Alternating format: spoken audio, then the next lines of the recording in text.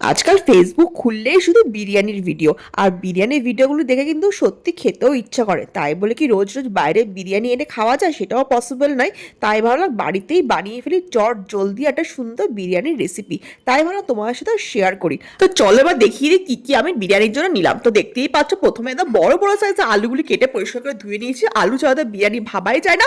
আর তারপর যদি চিকেন বিরিয়ানি হবে তো চিকেন তো নিতেই হবে। চিকেনটা পরিষ্কার করে ধুয়ে রেখেছি। আর মশলার মধ্যে আদা পেঁয়াজ রসুনের পেস্ট করে নিচ্ছি মিক্সিতে। আর একটু পেঁয়াজ কুচিয়ে রেখেছি।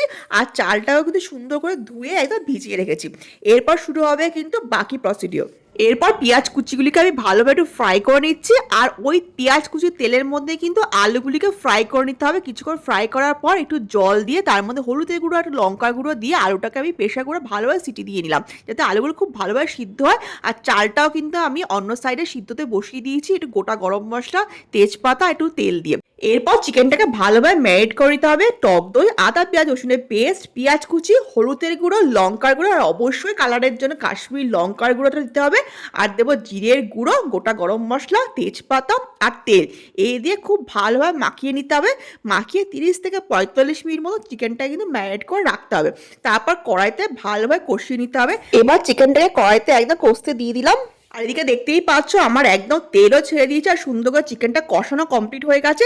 এবার বিরিয়ানির মেন কাজ যেটা হচ্ছে লেয়ারিং করা, সেটা কিন্তু স্টার্ট করে দিতে হবে। আর দেখতেই পাচ্ছ একটা বড় হাঁড়ি নিয়েছে, তার মধ্যে চিকেনটা যেটা রান্না করলাম সেটা কিন্তু প্রথমে দিয়ে দিলাম। তারপর রাইসগুলো যেটা সিদ্ধ করে রেখেছিলাম 80%, তো সেটা আমি এবার দিয়ে দিলাম। আর তারপর আরেকটা চিকেনের লেয়ার আমি করে দিলাম আর আলুগুলোও কিন্তু তার মধ্যে দিয়ে দিলাম। এরপর তার মধ্যে এভারেস্টের বিরিয়ানি মশলা, গরম মশলা গুঁড়ো, ঘি দিয়ে ভালোভাবে একটা লেয়ারিং করে নিয়েছি। তার মধ্যে আবার রাইসগুলো দিয়ে দিচ্ছি। রাইসগুলি ভালোভাবে লেয়ারিংটা করার পর এর মধ্যে একটু চিকেনের জুসটা দিয়ে দিচ্ছি যেটা আমি রেখেছিলাম। আর তার সাথে দিচ্ছি হচ্ছে গরম মশলার গুঁড়ো আর বিরিয়ানি মশলাগুলো আর বেরেস্তাটা, যেটা আমি পেঁয়াজ কুচিটা অলরেডি প্রথমে ভেজে রেখেছিলাম। আর হচ্ছে মেন জিনিস, সেটা হচ্ছে দুধের মধ্যে গুলে রাখা জাফরান, কেওড়া জল, গোলাপ জল। এবার সেটাও আমি রাইসের উপর দিয়ে দিলাম আর একটু ঘি দিয়ে আমি দিয়ে দিলাম দমে বসিয়ে।